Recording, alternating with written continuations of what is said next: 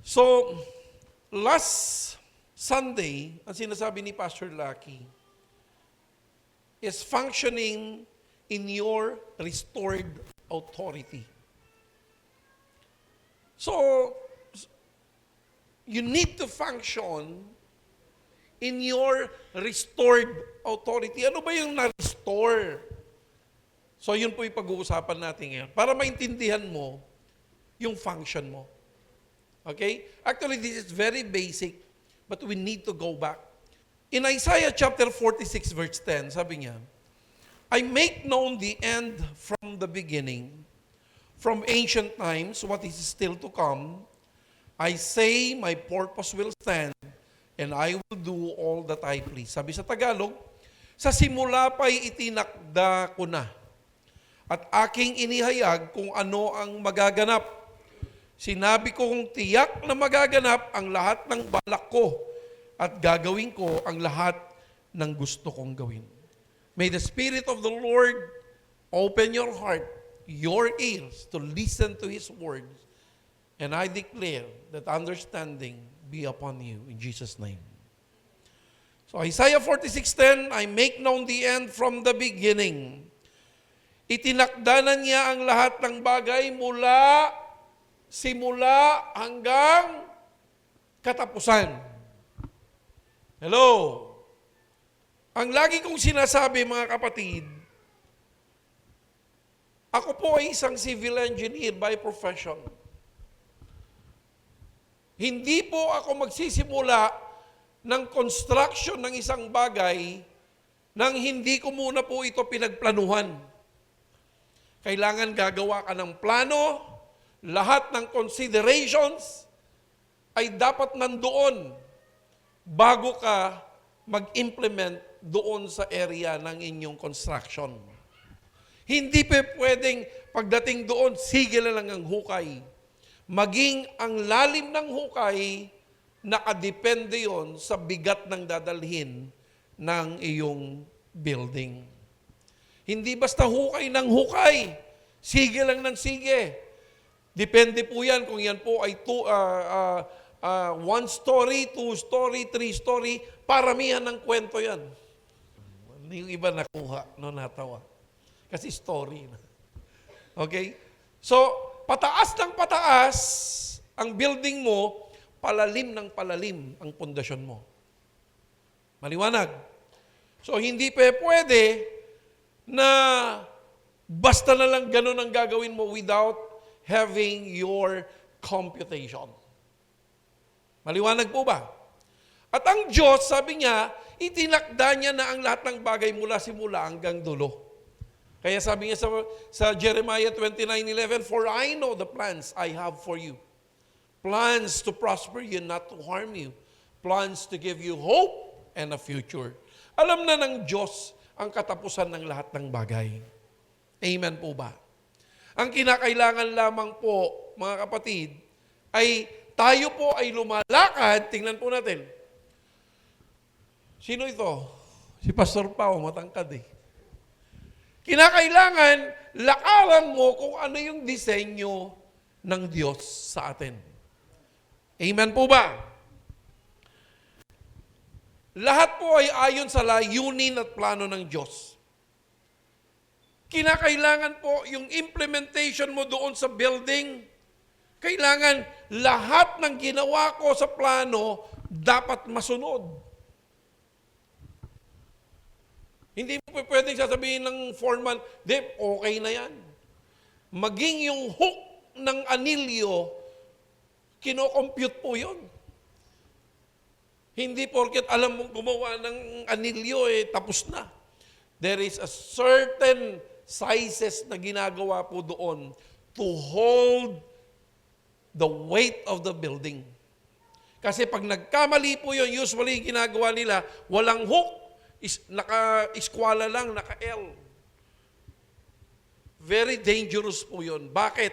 Kasi kapag binagyan mo ng mabigat yun, pwede po yung bumuka at bumali ang bakal at doon bumibigay ang struktura.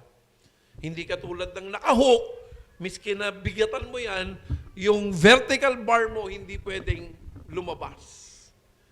Yun po yung mga purpose po ng mga bagay na yon. Amen? Sino nakakaalam nun? Alam niyo po ba yon? Hindi niyo alam. Ang nakakaalam yung nagdisenyo. Amen? Kaya sabi ng Diyos, "For I know the plans I have for you."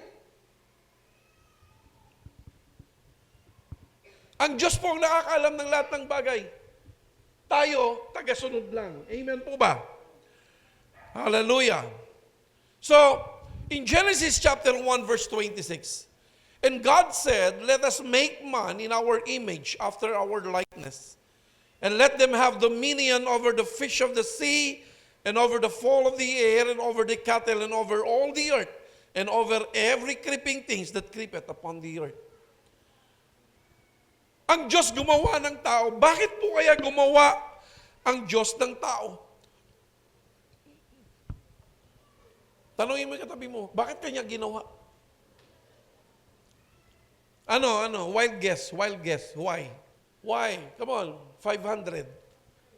Yan, ang bilis nyo. Wow. Bakit? Para? To have dominion, ano pa? To manage, ano pa? Simple world. Bakit? Para may gumawa nung proyekto niya. Ay, tingnan niyo to. Gumawa si engineer ng plano. Ngayon, nasa implementation stage na ako. Ano ang kailangan ko sa implementation stage? Kailangan ko ng engineer, kailangan ko ng foreman ng kapatas, kailangan ko ng steelman, kailangan ko ng karpintero, kailangan ko ng electrician, kailangan ko ng excavator. Ang dami kong kailangan na tao. Para ano? Para buuin at ipatupad yung planong nagawa ko. Hello? Kaya ang bawat isa sa atin, isinilang ng may dahilan. Susundan niyo po ba ako? Kaya hindi mo pwedeng sabihin sa katabi mo na wala kang kwenta. Lahat ng taong nilalang ng Diyos, may dahilan kung bakit nilalang yan. Kasama mo yan para maipatupad at mabuo ang plano ng Diyos sa sanlibutan. Amen. Kaya bang gawin ng engineer lang? Hello? Nakapag-aral ako sa Harvard University. Graduate ako ng cum laude, magna cum laude. Ako ang pinakamagaling na engineer sa balat ng lupa kasi nag-iisa siya nag-iisa siya. Kaya niya kayang itayo yung building? Hello? Hindi mo kayang itayo yun. Amen po ba? Bawat sangay may kapamahalaan na naiatang sa bawat isa. Katulad halimbawa ng steelman. Yung steelman, anong gagawin niya? Magkakarpintero? Anong gagawin niya? Lahat ng concern ng bakal, siya ang gagawa. Amen po ba? Kaya bang gawin ng karpintero yon? Hindi niya skilled yun eh. Amen po ba? Naintindihan niyo po ba ang ibig ko sabihin? So, ibig sabihin ng dominion, to rule, to govern, and to manage. Sabihin natin, to rule, to govern, and to manage. So, if you are a steelman, ang expectation ng Diyos sa iyo is to rule, to govern, and to manage. Hello? Kung ikaw ay tatay, ang dominion na dapat mong gawin is to rule, to govern, and to manage your family. Nakakasunod po ba tayo? Hallelujah. This is supposed to be the function of man He created. Pero may tanong, anyari? Ano po nangyari sa tao? Nagkasala ang tao sa Diyos na lumalang sa Kanya. Kaya ano ang nangyari sa function niya? Nag-malfunction ang tao. Yung function niya na dapat niyang gawin na iba ng landas. Nauwi sa sariling kagustuhan. Si foreman ngayon naging engineer. Si steelman ngayon naging excavator. Si painter ngayon naging karpintero. You can just imagine what will going to happen to the building. It will going to ruin. It will going to be in danger. Hello?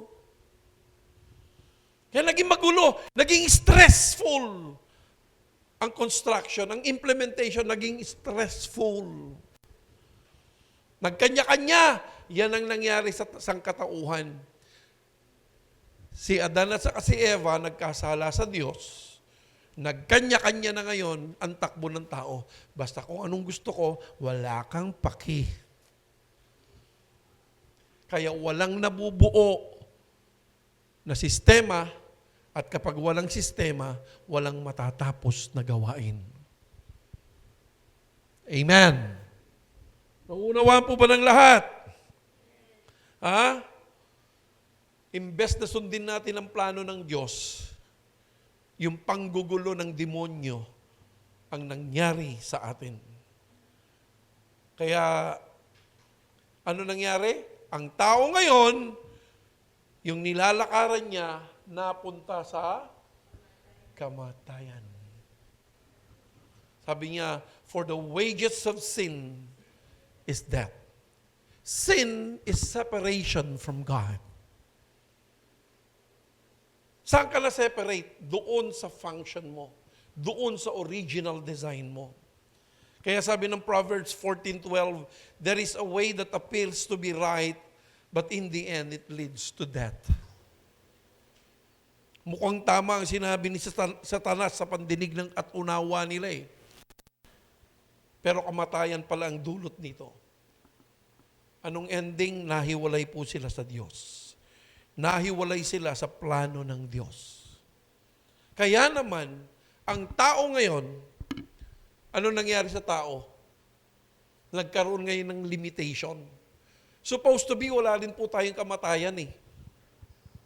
Because we are created after His own image and likeness. But because of sin, we were separated from God. So kinakailangan ang kasalanan ay may katapusan na. Kaya ang tao ay pinaloob saan? Sa oras. Ang tao ngayon may limitasyon na. May certain time lang siya na mabubuhay sa mundong ito. Tama, mali? It is because of sin. It is the result of sin. Kaya po nagkaroon ng kamatayan ng tao. Bakit? Hindi niya pwedeng panatilihin ang kasalanan habang buhay. Kailangan may katapusan yung kasalanan. Amen! Sabihin mo, naiintindihan ko. Hallelujah. Ang tanong, sino ngayon ang tatagal sa sobrang stress? Diri mo, nilalakaran mo, kamatayan. Tapos ang ginagawa mo, hindi mo naman trabaho, nakaka-stress. Sinong tatagal? Wala. Walang tatagal. Hallelujah. Ano ngayon ang solusyon ng Diyos sa bagay na ito? Kasi akala ni Satanas, nagwagi na siya sa demon, sa Diyos. Ang demonyong ito, ang kalaban niya, Diyos. Akala niya nagwagi na siya. Dahil ibinaling nitong demonyo na ito, ang paghihiganti sa Diyos sa kanyang nilalang ng mga tao. Napabagsak niya ang tao, akala niya nagwagi na siya sa Diyos. Pero ano pong ginawa ng Diyos? Napakabuti, tama po ba? Ano yan? Sabi ng John 3:16, "For God so loved the world that He gave His one and only Son, that whoever believes in Him shall not perish but have eternal life." Amen. May solusyon ng Diyos. Anong ginawa niya? Nilagay niya si Jesus. Hinarangan niya ang ating direksyon papunta sa kamatayan. He blocked the way. And that whosoever believes in Him will not perish, but has eternal life. Wow! Jesus saved you. Jesus redeemed you. And the most important thing that Jesus have done, Jesus restored you. Kaya sabi niya sa 1 Peter chapter 5 verse 10, "And the God of all grace who called you to His eternal glory in Christ, after you have suffered a little while, will Himself," ano daw? "Restore you and make you strong, firm, and steadfast." Sabi ng Psalm 80 verse 3, "Restore us, O God, make your face shine on us, that we may be saved." In Joel chapter 2 verse 25, "And I will restore to you the years that the locust hath eaten, the cankerworm, and the caterpillar, and the palmer worm, my great army which I send among you." From the very start, nandoon na ang isipan ng Diyos to restore us back. Saan? To the original design. God has created you after His own image and likeness. God has created each and every one of us to have dominion, for us to rule, to govern, and to manage. Alam niyo po ba yun, mga kapatid? When I work in LRT, when we're building LRT2, ginagawa namin yung LRT2 noon, nag-apply po ako, kasi sanay po ako sa isang maliit na company na pag may project kami, ako na yung nag-estimate, ako na yung nagdi-design, ako pa yung implementation sa site. So lahat ng trabaho akin. Pero nung nag-apply ako dito sa malaking kumpanya na ito, nagulat ako. Ako ay inassign lamang sa area ng formworks. Sabi niya, ikaw ang magiging formwork engineer. Alam niyo yung formworks? Yan po yung kumbaga ang hinahandle ko is mga karpintero. Kami yung mga taga-forma. Pagdating ko doon, nakaganon ako. Tawa uli, pabira kayo. So, formworks engineer ako. Sabi ko, naninibago ngayon ako. Ganun pala yun. At ang bilis ng trabaho namin, nagawa namin yung LRT. Bakit? Kasi wala akong ibang iisipin, kundi ang pumorma. Amen? Tatawag sa akin yung steelman na engineer, steel engineer. Bro, tapos na kami sa bakal. Pwede mo nang balutan, no? Pwede mo nang pormahan. So pupunta ako sa site. Pagpunta namin doon, dadaling ko na yung mga tao ko, may crane, so lahat yon, naka-ready na kami, tatakpan ko na yon. Pag natakpan ko na yon, tatawagan ko na yung survey, paki-check niya yung alignment. Pag na-check na yung alignment, tatawag na ako sa concreting department, ready for pouring. So, ibang engineer na naman nangahawak doon. So, yung error ay limited. Why? Because lahat ng area may kanya-kanyang naka-assign. Nagigets nyo? Mga Kristiyano ngayon, kaya magulo, lahat gustong gawin. Yan tinatawag nating church.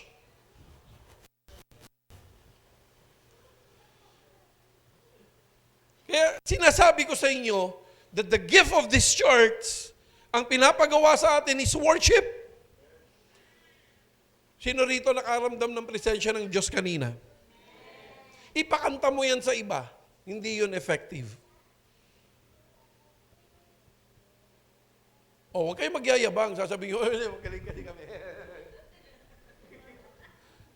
Hindi ganon. Kung dyan ka inassign ng Diyos, it is His anointing, not because of you. Amen? Biri mo, kinanta natin. Lumang-lumang kanta na yun, Shine Jesus Shine. Di nyo nga alam, pero napasabay kayo, tama? Ngayon nyo lang narinig. Kinakanta namin yan nung mga 80s. Sino lang ipinanganak nung 80? O, si Pastor Paul lang. Biruin nyo, 80s pa namin kinakanta yun. Shine, Jesus, shine. Di ba? Minsan nga, ano pa yun eh, yung pastor, let's hold our hand. Shine, Jesus, shine. Fill this land with the Father's glory. Ako naman, bata pa ako, mga high school yata ako nun eh. Pag nakita ko maganda yung, alam ko maghahawak kamay, doon ako tatabi. Hawak-hawak ko na may kamay niya. Shine, Jesus, shine. Pero hindi ko napangasawa. Ang napangasawa ko yung, okay lang. Kasi, yun yung disenyo eh. Amen? Hallelujah. Wala na tayong magagawa doon. Yun ang disenyo ko. Hallelujah. Naunawaan po ba natin? Napapadali ang lahat ng bagay kapag ka tayo sumunod na ayon sa plano ng Diyos. So, restoration is the act of returning something to its former, original, or healthy condition. Hello? Yan po yung restoration. Sabi ng Psalm 115 verse 16, the highest heavens belong to the Lord, but the earth He has given to mankind. Ang paghahari ng Diyos ay hindi sa darating pang panahon. Yun po ay consummation. Pagka nangyari na po ang lahat ng bagay, yun na po yung kabuuan. Pero sa ngayon, sino po naniniwala na ngayon pa lang naghahari na ang Diyos? Ngayon pa lang nararanasan na natin ang paghahari niya. Bakit? Kasi sabi niya sa Matthew 28 verse 18 to 20, all authority in heaven and on earth has been given to me. Sabi ng Luke 17:21, once on being asked by the Pharisees, when the kingdom of God would come, Jesus replied, the coming of the kingdom of God is not something that can't be observed, nor will people say, here it is, there it is. Because, ano sabi niya? The kingdom of God is in your midst. Dahil ang pagpunta ni Jesus dito, sabi sa Isaiah chapter 9 verse 6, for to us a child is born, to us a son is given, and the government will be on his shoulder, and he will be called Wonderful Counselor, Mighty God, Everlasting Father, Prince of Peace. Ang dala-dala ni Jesus pagpunta niya rito sa lupa ay isang sistema, isang klase ng gobyerno. Gobyerno na mula sa kaharian ng langit. Amen po ba? Kaya ang sabi ni Jesus sa Mark 1 verse 15, repent. Sabi niya, for the kingdom is at hand. Whether we like it or not, we need to go back to the system God has designed for you and me. Amen po ba? Hallelujah. Kaya kapag tinanggap mo si Jesus na yung tagapagligtas, ang role ni Jesus ay upang ikaw ay ibalik niya doon sa original na kalagayan mo. Kaya kailangan mong ma-born again. Yun ang sinasabi po doon. Hindi na natin kailangan pa antayin yung second coming para pagharian ng lupa. Ngayon pa lang, mga kapatid, pwede na siyang maranasan. Amen po ba? Pansinin ninyo, kapag ka ginagawa ninyo kung saan ka magaling, madali ang lahat ng bagay. Kasi disenyo mo yun. Amen. Hallelujah. Anong nangyari? Pinaloob tayo, sabi niya, pag tinanggap mo si Jesus, hinarangan ka sa kamatayan, ang gagawin niya, ibinalik ka doon sa dating daanan ni Eli Soriano. Kaya naman po tinawag na dating daan. Okay? Talagang ibabalik po tayo doon whether we like it or not. Meron kasing original na daan na dapat nating lakaran. Lumihis ka eh. O mabuti na lang nakasalubong mo si Jesus. Sabi ni Jesus, balik. O balik ka uli sa daanan. Amen? Nauunawaan po ba natin mga kapatid? Ha? Ngayon, pag bumalik ka sa daanan, anong dapat mong gawin? Yun yung itinuro ni Pastor Lucky nung linggo. Amen? Dapat mag-function na tayo according to His design. Hallelujah! Hallelujah! Sabi ng Romans chapter 5 verse 17, for it because of one man's trespass, sabi sa Amplified Version, death reigned through that one, much more surely will those who receive overflowing grace and the free gift of righteousness, sabi niya rito, reign as kings in life through the one man, Jesus Christ. Amen po ba? Sabihin mo sa katabi mo, hari ka din. Amen? Ha?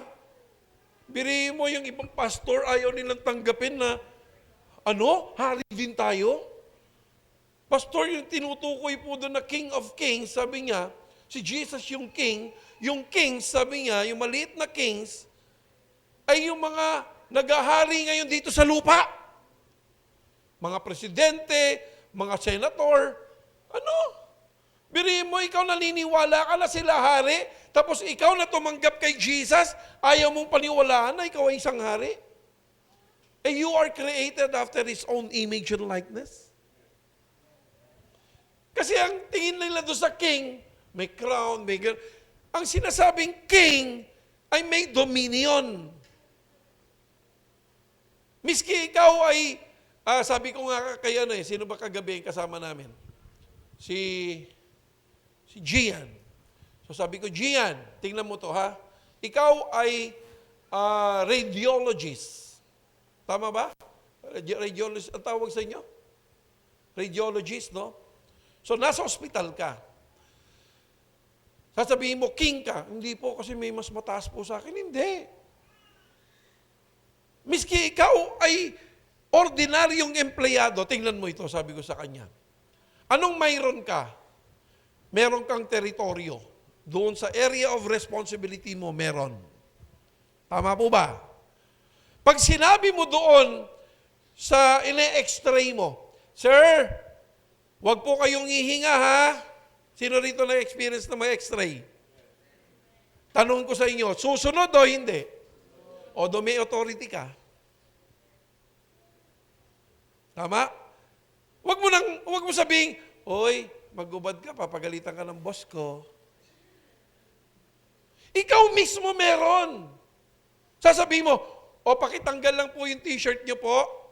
Ay hindi, sino ka? Para sundin kita. Meron bang ganun? Ha? So tatanggalin. Pakilapat lang po, wag pong gagalaw, wag pong malikot. Hinga ng malalim. Please hold your breath po. Kukunin. Tama? Sumusunod siya eh. Why? Because you have authority. You have command of responsibility. Amen. Pagkatawa, okay, pwede na pong huminga, wag po muna nga alis, titignan po muna natin yung x-ray ninyo kung tama po. Okay na po, pwede na po, labas na po kayo. Pagka, sino nakapunta na sa x-ray room, di ba may pula yon na ilaw? Pag lumabas yung nag-x-ray, sasabihin niya, sino pong buntis dito? Hindi po pwedeng layo-layo po muna kayo. Kasi meron pong radiation. Okay? Pag umilaw po yan, huwag po dapat kayo tatapat dyan.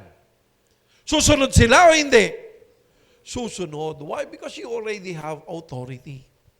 Kaya huwag mo sabihin, hindi ako ang hari yung mas mataas sa akin. Hindi po ganun. Ikaw mismo. God has given you that position. Ha? Si AJ. O si AJ Laki. O AJ, ikaw ay, hindi po ako leader. Si Pastor Paul leader na. Hindi. Sa instrument, ikaw eh. Pag sinabi mong mali, ganito ang gagawin, susunod lahat. Dahil pag hindi ka sinunod, mauuwi sa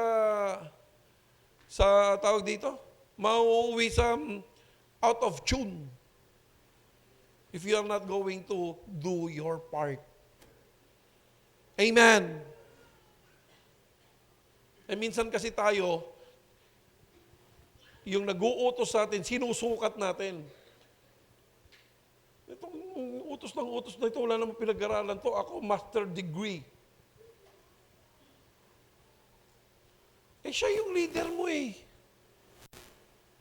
You have to submit. Amen.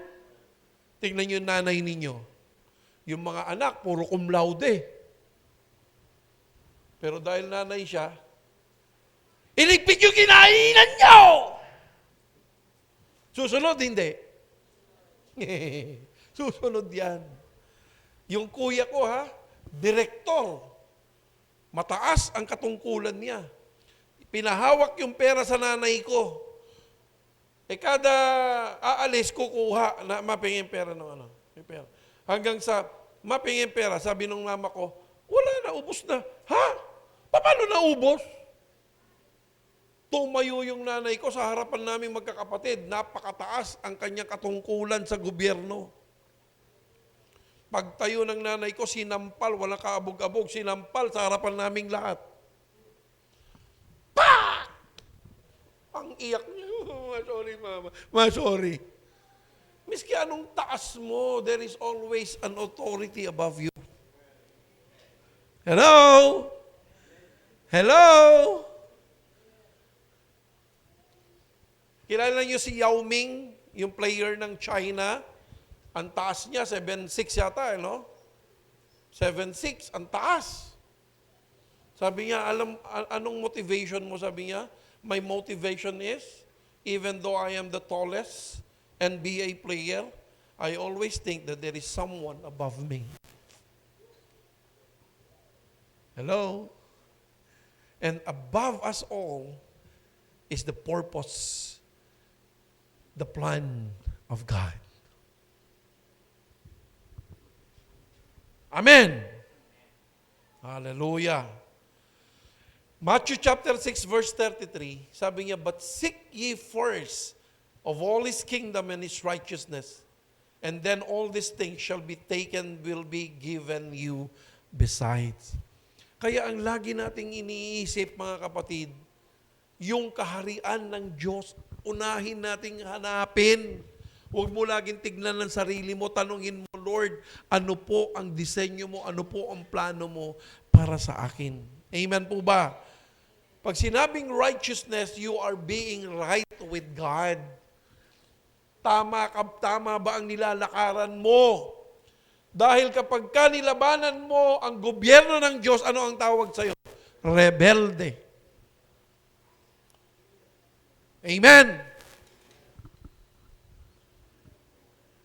Hindi po nakukuha yung worship pag ganong-ganong ka, tapos hindi ka naman marunong mag-submit sa leader mo. Kasi hindi marunong yung leader ko pero ang disenyo, under ka niya. You have to submit. That is the design. Amen? Minsan, yun po talaga ang disenyo ng Diyos to keep us humble. Gets nyo? Hello? Ang sabi niya, but seek ye first the kingdom of God and His righteousness. Kapag ikaw po ay kumikilos ng tama sa Diyos, sabi niya, all these things shall be added unto you. Blessings. If you want to have a blessing, submit to the authority assigned to you. Hello? Hallelujah. Ano pa? Romans 14:17, the kingdom of God is not matter of food and drink, but instead it is righteousness, peace, and joy in the Holy Ghost. This is the very nature of the kingdom. Amen po ba? Righteousness, peace, and joy. Pag sinabing righteousness, you are right with God, you are right with His plan and purpose, then you will have peace and you will have joy in your heart. And you will see that is the kingdom of God. Philippians chapter 3 verse 20, but we are citizens of the state which is in heaven, and from it also we earnestly and patiently await the Lord Jesus Christ, our Savior. Amen po ba? Tandaan ninyo, miski nandito po tayo sa lupa, tagalangit po tayo. Sabi mo sa katabi mo, tagalangit ka. You are a citizen of heaven. Amen? Tagalangit po talaga tayo. Nilagay lang po tayo rito sa lupa for a purpose. Para ano? Gawing langit ang mundo. Sabi nung kanta, gawing langit ang mundo, makakaya natin to. Di ba? Sabi nung Our Father, sabi nung prayer natin, Our Father, who art in heaven, hallowed be thy name. Thy kingdom come, thy will be done, ano daw? On earth as it is in heaven. Parang ganito po yun eh. Sino rito ang kasama kong Pilipino? Tingnan nyo nga katabi nyo kung Pilipino yan. Pilipino ba yung mga katabi nyo? Oh. Halimbawa, si Ralph, nagpunta ng US. Tanungin ko kayo, Pilipino siya? Hindi. Pilipino pa rin siya. Anong mapagkakakilanlan sa pagiging Pilipino niya? Kung ano yung kultura ng Pilipino, dala-dala niya miski na saan siya. Anong kultura meron ng Pilipino? Marunong magmano, gumagamit ng po-opo, magaling sa adobo, magaling sa tambay. Nakita mo Pilipino, tambay dito, tambay doon. Punta sa Amerika, tumatambay pa rin yan. Amen? Ha? Pagdating sa Amerika, kumakain ng adobo yan. Kaya pag nakita mo kumakain ng adobo, nakita mo, hey man, are you Filipino? Ay, oo, kabayan ay. Pilipino nga ni. Ha? Alam mo kaagad. Nung nasa Japan kami, nasa bullet train kami, ang ingay. Sabi nung hapon, yung Pilipino. Alam nila, mga Pilipino maingay. Na? O tingnan mo, pagdating mo sa nung nasa Dubai ako, pagdating namin sa immigration, wow, ang sarap ng amoy. Jumanggot. Ang bantot. Sabi ng mga Pilipino, ang daming Pakistani, ang daming Bangladesh. May kultura silang walang ligo eh. Alam na alam nila, pati sa amoy, alam nila kung Pilipino o hindi. Amen? Kaya tayo, miski nandito tayo sa lupa, ang kultura dapat natin dala-dala ay ang kultura ng langit. Amen? Hindi kultura ng langit ang chismoso at chismosa. Kultura ng Pilipino, yes. Alam mo ba, Mare? Kaya nga sabi ng 2 Corinthians 5:7, if anyone is in Christ, he is a new creation, the old is gone, the new has come. Binubura mo na yung kultura ng mga bagay na ito at pinapalitan mo ng kultura ng makalangit. Amen po ba? Hallelujah! Dapat na ipapalasap po natin kung anong kultura ng ating Diyos dito sa lupa. Nakikita po dapat yan sa atin. Yan po yung sinasabi ni Pastor Lucky nung Sunday that we need to function our restoration. Amen po ba? Sabi ng Matthew 20:26-28, not so shall it be among you, but whoever wishes to be great among you must be your servant. And whoever desires to be first among you must be your slave. Just as the Son of Man came to be waited on but to serve and to give His life as a ransom for many. So, mga kapatid, ito po ang ugaling makalangit. Pababaan. Sabi mo, pababaan. Amen? Pare-pareho lang po tayong nilalang ng Diyos. Pero may disenyo ang Diyos. O itong pamilya na ito, maging karpintero, ito magiging steelman, ito magiging teacher, ito magiging ano. Kaya makikita yung lahi-lahi. Meron din naman talaga lahi ng chismosa, ano? Ha? Ay, anak ni ano yan, Aling Maring. Bakit? Ay, chismosa rin. Pareho. Talagang meron ding lahi ng mandurukot. Meron talaga eh. Di ba, yung in-example ko sa inyo, ng anak, yung nanay niya mandurukot, tatay niya mandurukot. Nung ipinanganak, yung bata nakaganon. Pampihira, sabi ng doktor, may problema yata ito. Unti-unti nilang binuksan yung daliri ng bata, ng baby. Laking gulat nila nung nabuksan, nakita nila yung sing-sing ng doktor.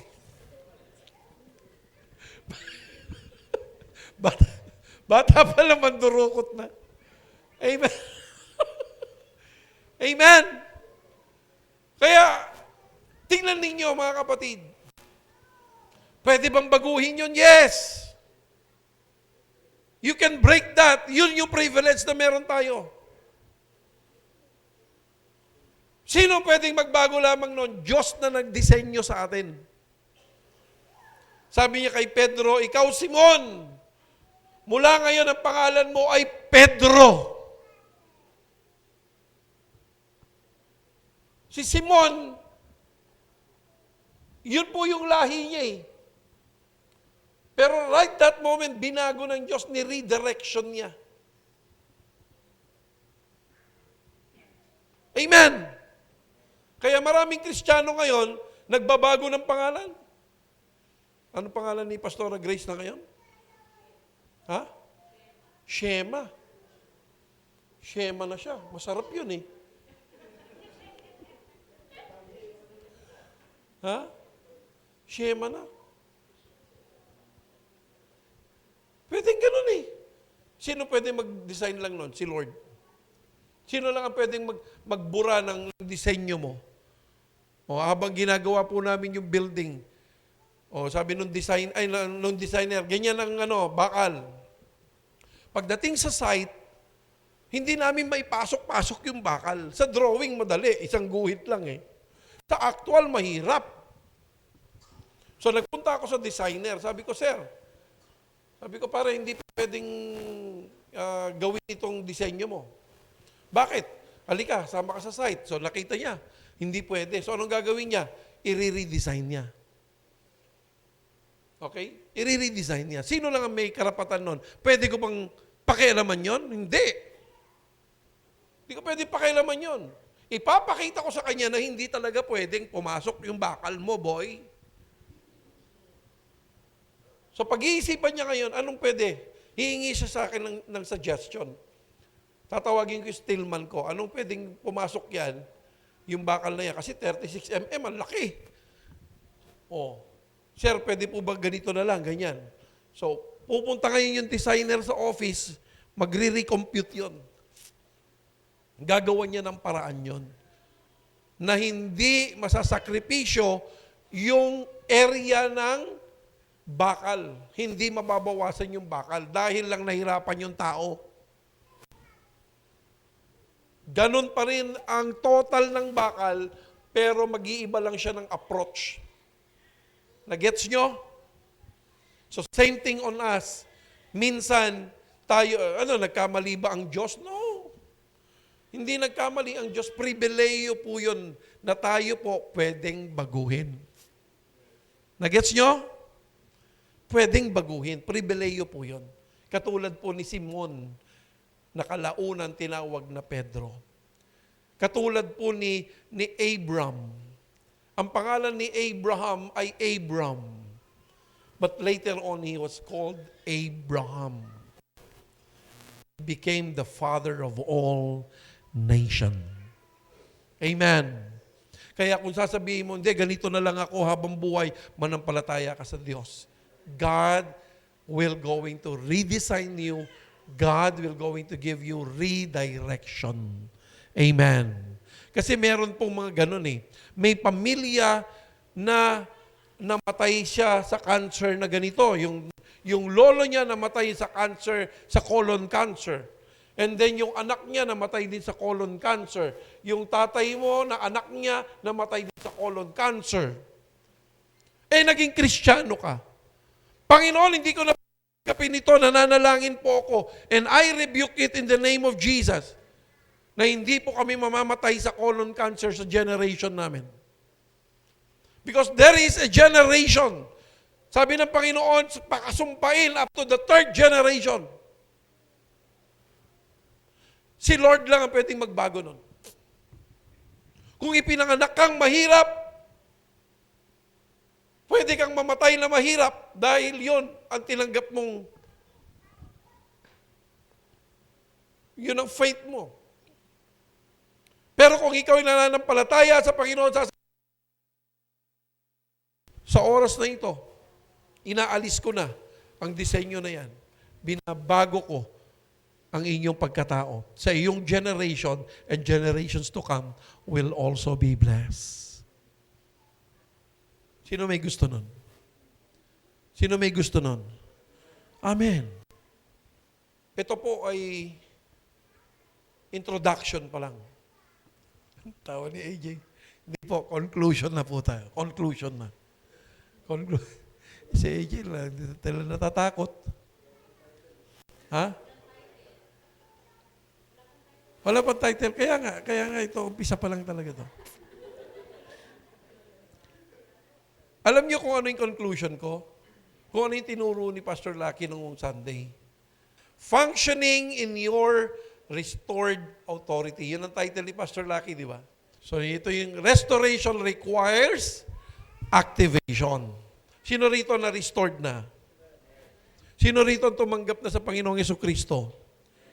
So ano daw pong requirement? Kailangan ma-activate mo kung ano ang na-restore sa iyo. Amen? Saan ka ibinabalik? Sa original design ng Lord.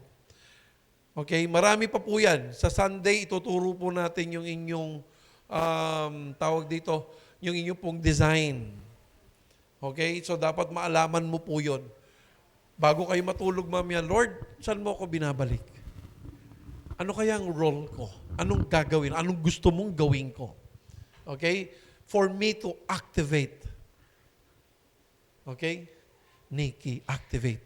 Okay? Ano pa yung number 2? Authority was always part of your design. Do you believe that? From the very start, God has given you authority to have dominion. Kaya ikaw, dapat huwag kang matakot. Harapin kung anuman bagay ang inassign sa'yo, huwag kayong natatakot. Amen? Tandaan po natin, God has given you authority. Amen? Number 3, your life should provide a response. Yung buhay mo ngayon, dapat nagre-response kung ano po ang sinasabi ng Panginoon sa iyo na dapat mong gawin.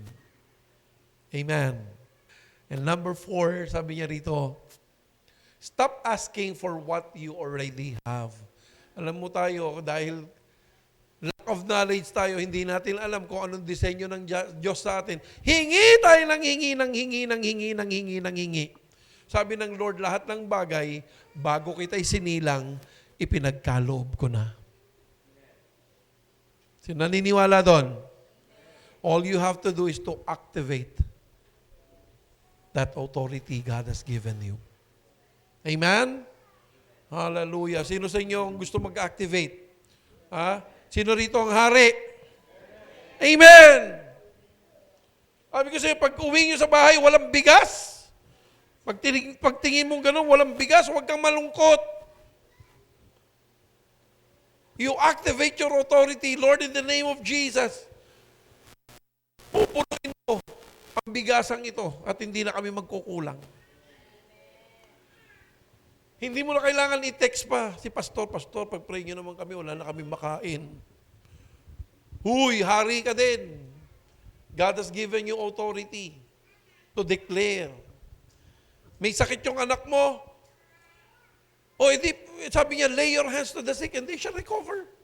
Lord, sinabi mo sa iyong mga salita, if I lay my hands to the sick, they shall recover. Lord, in the name of Jesus, I lift up to you my son, my daughter. May your healing be upon him. In Jesus' name. Hello? Hallelujah.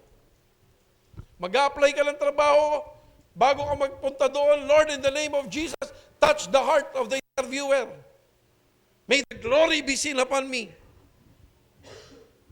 May your privilege, may your provision, may your favor be upon me in the name of Jesus. Makikita nyo, mag-iiba ang direksyon. Babaguhin ng Diyos. God will going to touch the heart of that people because of you. Amen! Si Erwin, bago ka lumabas dito, hindi yung nagmamadali kang aalis lagi.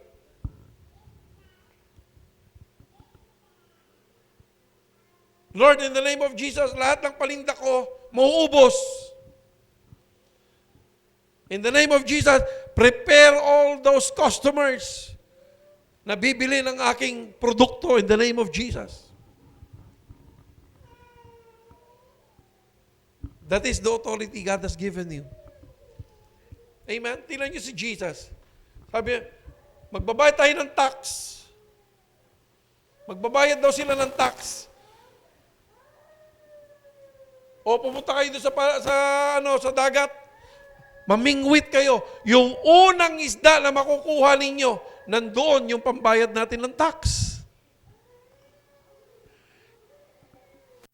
Sinabi niya ba doon sa mga disipulo niya, pumunta nga kayo kay PNB, sa BDO, mag-loan kayo. Sabi niya, papasok ako sa Jerusalem. Nandun na yung donkey, nakaabang. Sasakay na lang siya.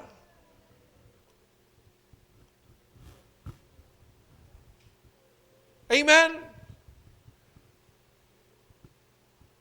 Sabi nung centurion, pwede po ba pagalingin ninyo yung anak ko? May sakit. Eh yung centurion, naintindihan niya.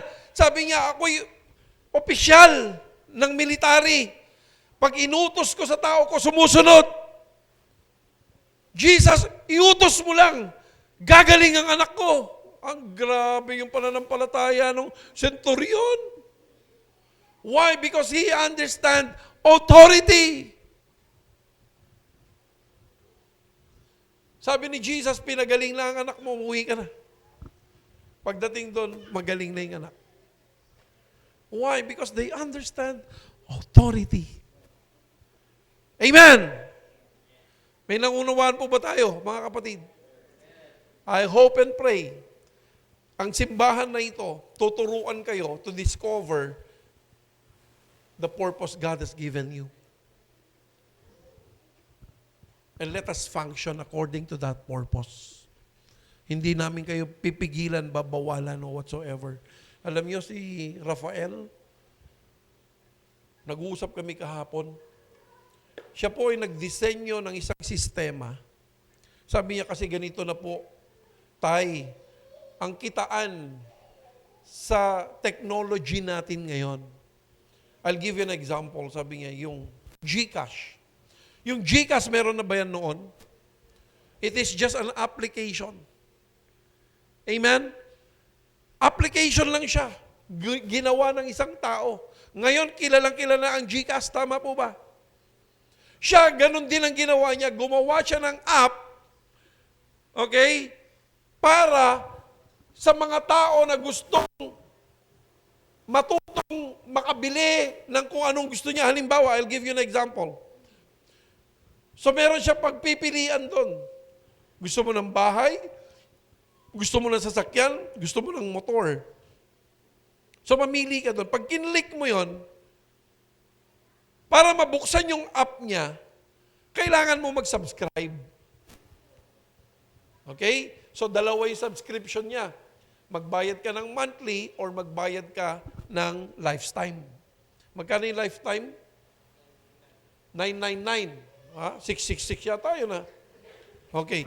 999. Lifetime na yon. Anong mangyayari doon? Pag pinindot mo yung bahay, lahat ng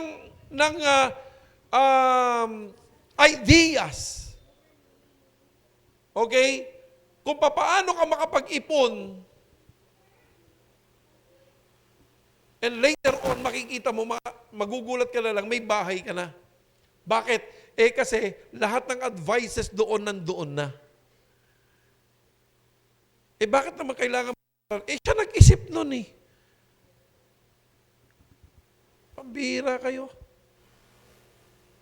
Halimbawa, sa 5 milyon na bahay, tama ba yun? Anong example mo na advice? Mangutang ka. Gano'n ba yun? Ano? Okay, paano ka magsisave? Okay, ano yung system?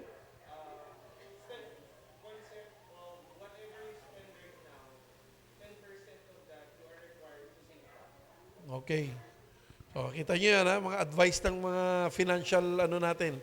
So, halimbawa, kumita ka ng 100, ay ng 1,000. O 10% of that, you have to save. Okay? May iipon yon later on. Yun ang sinasabi ko sa mga tao ko nung araw. Walang ginawa kundi nagkakarpintero. Nagtatali ng bakal. Laging may sigarilyo. Sabi ko, tingnan nyo itong ginagawa nyo. Magkano sahod mo? Magkano sahod mo? 550 noong araw. O 550 ang labor. Magkano isang sigarilyo? Sino nakakaalam sa inyo? Wow! 10 pesos. Anong tinitira mo? Ha? Ano yan? Marlboro? Carburo? O, 10 pesos. Nakakailang stick ka sa maghapon. Sabi nila, minsan po isang kaha. Ilan ang isang kaha? Ilan? 20 isang kaha. So kung 10 piso yung isang kaha, magkano yung 20? That's 200. Tingnan nyo, 200. Magkano isang hollow blocks? Sabi ko sa kanila, magkano isang hollow blocks? 20. Di araw-araw may 10 hollow blocks ka na itinatapon dahil lang sa usok. Nagets nyo? Sa loob ng 30 days, ilang hollow blocks na yon? 3,000. Nakabuo ka na ng pader. Nakita nyo ang ibig sabihin? Usok lang naman pala ang gusto ninyo, sabi ko, bakit hindi mo na lang kausapin yung may motor, itapat mo yung bibig mo doon, pabomba mo, libre pa. Usok lang gusto mo eh. Gets nyo? Mga ganong advice ang makikita ninyo doon sa apps niya. Tapat, tambutso, usok. Walang ganon? Akala ko, sorry, nabash ko kaagad. Tapat, tambutso, brum brum. Okay? Nakikita nyo ang wisdom ng Lord? Kaya, yung pa 20-20 pala, pag inipon mo, malaki. Diyan magaling ang aking asawa. Pumunta sa loob ng bahay namin, ang daming kayamanan. Kung saan-saan. Kung saan-saan, ang galing niya magtago. Hingi nang hingi sa akin, tago ng tago. Wala na akong pera, Wala nang pera si Gloria Arroyo, siya meron pa. Magaling eh. Magaling magtago. Amen! May natutunan. Eh kasi tayo, pagka kumita, saan punta? Jollibee, McDo, milk tea. Ha? Biri mo, nagkasakit ka na, nalugi ka pa. Kain ka nga. Nasa si Ira. Walang araw nakasalubong ng biri mo, magkakadiabetes ka na, wala ka pang ipon. Ay nako. Sana may natutunan tayo ngayong gabi. Bitin siya pero rock. Amen? Hallelujah. Sige, tayong lahat ay tumayo na mga kapatid. Alas 8 na pala. Kakakwento ko ng milk tea.